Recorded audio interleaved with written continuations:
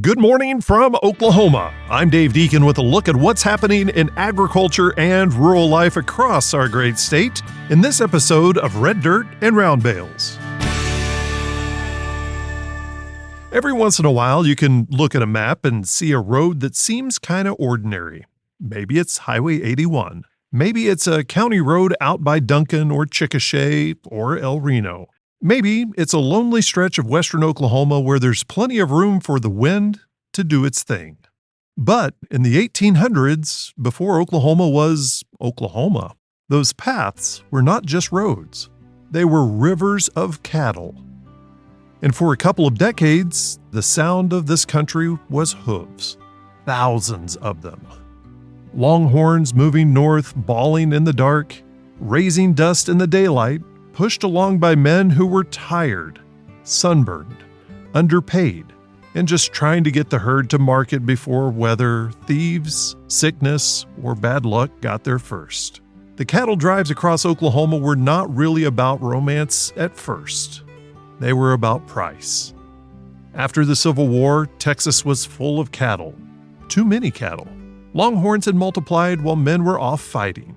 And down in Texas, a steer may not bring much money at all. But up north, where the railroads could carry beef off to the east to hungry cities, that same animal could be worth many times more. So the question became a simple one. How do you turn a cheap Texas steer into a valuable northern steer? Well, you walk him. You walk him across the Red River into Indian Territory, across grasslands, river bottoms, prairie, and creek crossings, and you keep walking until you reach the railroad towns of Kansas. That's what made present-day Oklahoma so important. It was the middle ground, the long stretch between the ranch and the rail car. At first, the cattle moved up older routes like the Shawnee Trail through eastern Indian Territory. But that country had timber, rougher ground, and trouble from farmers further north who feared Texas fever, a disease carried by ticks on longhorn cattle. So the drives shifted.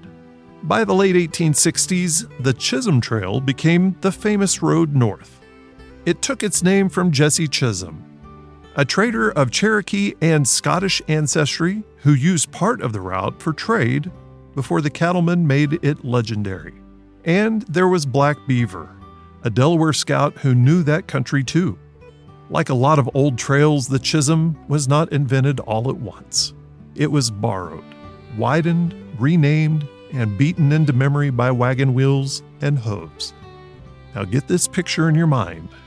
A herd of 3,000 cattle moving 10 miles a day. Not racing. They were eating their way north. The cattle watered in the morning, grazed as they went, then bedded down at night near a creek or a river. Around them rode cowboys, Anglo, Black, Mexican, Tejano, natives, all men carrying a piece of different cultures in the same saddle. The lasso, the rodeo, the remuda. So much of cattle life came from the older vaquero tradition. And out front was the trail boss, trying to think 3 days ahead. Where's the next water? Is the grass good? Will the river be up? Can we get through it without scattering the herd? Because once the cattle got scared, their whole world could break loose. A clap of thunder, a wolf, a shout in the dark, and suddenly the prairie was moving. A stampede did not ask permission. It just happened. The Chisholm Trail ran north through central Indian Territory towards Kansas towns like Abilene, and then later Newton, Wichita, and Caldwell. Along the way, little stopping places were essential. Stores, stage stations, ranches, or river crossings. Places where cowboys could buy tobacco, coffee, flour, medicine, or a new shirt after weeks in the saddle. This was not empty land. This was Indian Territory. Native nations had been forced here, had built communities here, had their own cattle herds and economies here. The 5 tribes had brought livestock with them after removal. and open grazing fit the communal land systems many communities practiced. The Civil War tore through that economy, destroying crops and livestock. And then cattle trails and railroads came, cutting across the territory soon after. Some native people ranched, some worked as cowboys. Some nations collected grazing fees or tolls when the herds crossed their land. But many of the big profits went elsewhere. To Texas cattlemen, Kansas rail towns, Eastern packers, and investors who saw grass and thought only of money. That's the thing about the cattle drives. They built legends, but they also used the land that already had people and history on it. By the mid-1870s, the main traffic began shifting west to the Western Trail.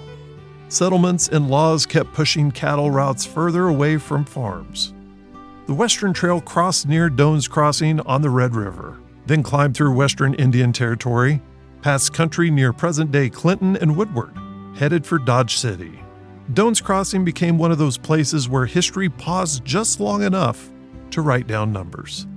Corwin Doan kept records of herds passing by, and in 1881, more than 300,000 longhorns were counted there. Just imagine being at that crossing in the spring or summer. The store, the river, the dust, inspectors checking brands, cowboys waiting their turn, cattle smelling water and getting restless. The Red River itself could be a trial.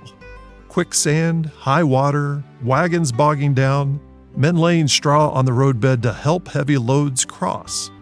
And still, they came, year after year. Because cattle, well, it meant cash. Cash meant land, supplies, wages, rail shipments, town growth, and a whole economy moving on four legs. But like a lot of eras that seem permanent while they're happening, the cattle drive days did not last long. Barbed wire came. Railroads reached further south and west. Kansas passed quarantine laws and eventually barred cattle drives. The open range was fenced. The terrible blizzard of 1887 broke much of the range cattle industry. Then land openings brought farmers into places where cattle once drifted. The trail did not end in one day. It faded. The hoofbeats got fewer. The grass grew back. Fences crossed the old paths. Towns rose where herds once watered.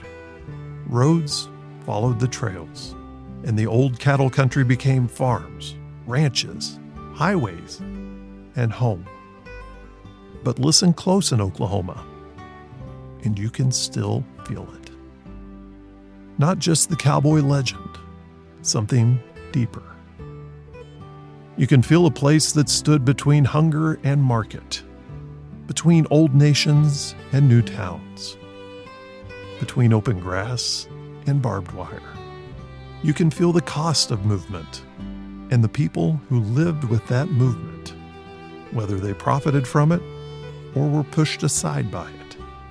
Those cattle drives were dusty, dangerous, practical things. But they left behind a story bigger than beef. They remind us that Oklahoma has always been a crossing place of people, animals, money, weather, ambition, and survival. And maybe that's why the old trails still matter in our great state. Because a trail is more than where people went. It's proof they were trying to get somewhere.